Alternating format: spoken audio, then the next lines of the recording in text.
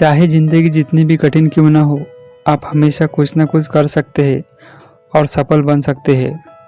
Hello friends, mind info channel पे आप सभी का स्वागत है। तो चलिए आपको एक महान व्यक्ति और अद्भुत वैज्ञानिक स्टीफन हॉकिंग के बारे में रूबरू करवाते हैं। स्टीफन हॉकिंग का जन्म 8 जनवरी 1942 को इंग्लैंड के ऑक्सफोर्ड में हुआ था। जब स्टीफन का जन्म हुआ तो बिल्कुल नॉर्मल और स्वस्थ थे। अपनी स्कूल की शिक्षा पूरी करने के बाद स्टीफन ने ऑक्सफोर्ड विश्वविद्यालय में दाखिला लिया और यहाँ पर उन्होंने फिजिक्स विषय पर अध्ययन किया। उस वक्त इनकी उम्र केवल 17 साल की थी।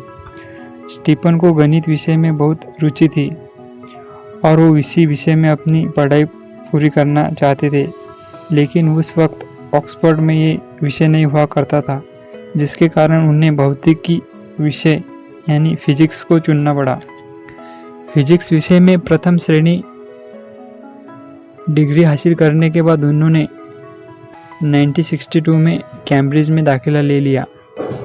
उनका कैम्ब्रिज में पहला वर्ष बहुत ही खराब निकला था,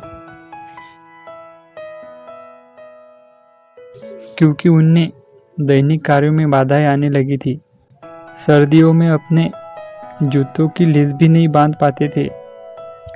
जब स्टीफन हॉकिंग के पिता को उनके पुत्र में बदलाव नजर आए तो उन्होंने स्टीफन को अस्पताल ले जाया, जहां पर स्टीफन की जांच हुई और जांच में पाया गया कि स्टीफन को एमियोट्रोफिक लेटरल स्क्लेरोसिस नामक बीमारी है। इस बीमारी के कारण शरीर के हिस्से धीरे धीरे कार्य करना बंद कर देते हैं और इस बीमारी का कोई इलाज नहीं है। डॉक्टरों ने बताया कि स्टीफन हॉकिंग अभी 2 साल के मेहमान हैं, लेकिन स्टीफन ने हार नहीं मानी। उन्होंने कहा कि मैं 50 साल तक जीऊंगा। उस समय किसी को उनकी बात पर भरोसा नहीं था, पर इच्छा शक्ति के धनी स्टीफन ने जो कहा वो कर दिखाया और वे आगे 50 साल से भी अधिक समय तक समाज को अपनी सेवाएं देते रहे। उन्होंने इस बीमारी को अपने सपनों के बीच कभी आने नहीं दिया। उसी साल उनकी मुलाकात अपनी पहली पत्नी यानी जेन वाइल्ड से हुई थी।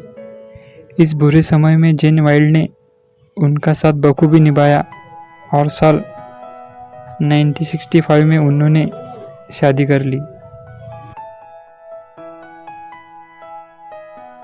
उन्होंने साल 1972 में department of applied mathematics and theoretical physics में बतौर एक सहायक शोधकर्ता अपनी सेवाएं दी, जिसके बाद उन्होंने साल 1975 में गुरुत्वाकर्षण रीडर के तौर पर सेवाएं दी और साल 1977 में गुरुत्वाकर्षण भौतिकी के प्रोफेसर के रूप में भी सेवाएं दी। साल 1979 में उन्हें कैम्ब्रिज में गणित के लुकासियन प्रोफेसर नियुक्त किया, जो कि दुनिया की सबसे प्रसिद्ध अकादमी पद है। दुनिया को बताया था कि अंतरिक्ष और समय ब्रह्मांड के जन्म के साथ शुरू हुए हैं और ब्लैक होल के भीतर समाप्त होंगे। उन्होंने ये भी कहा था, आइंस्टाइन की द थ्योरी ऑफ रिलेटिविटी और क्वांटम थ्योरी का प्रयोग करके स्टीफन ने निर्धारित किया कि ब्लैक होल पूरी तरह से शांत नहीं है, बल्कि उत्सर्जन विकिरण है, यानी कि इमिट रेडिएशन करता है। ये भी प्रस्ताव रखा कि ब्रह्मांड की कोई भी सीमा नहीं है। इसी चलते एमियोट्रोफिक लेटरल स्क्लेरोसिस बीमारी के कारण इन्होंने अपने जीवन के लगभग 53 ईयर व्हील चेयर पर बिताए थे। वही 40 मार्च को इस महान व्यक्ति अपनी अंतिम सांस इंग्लैंड में ली और इस दुनिया से विदाई ली। स्टीफन पर बनी film the theory of everything, ये फिल्म ज़रूर देखनी चाहिए। इस फिल्म में इनकी ज़िंदगी के संघर्षों को दिखाया गया है और बताया गया था कि वो किस तरह से उन्होंने अपने सपनों को पूरा किया था।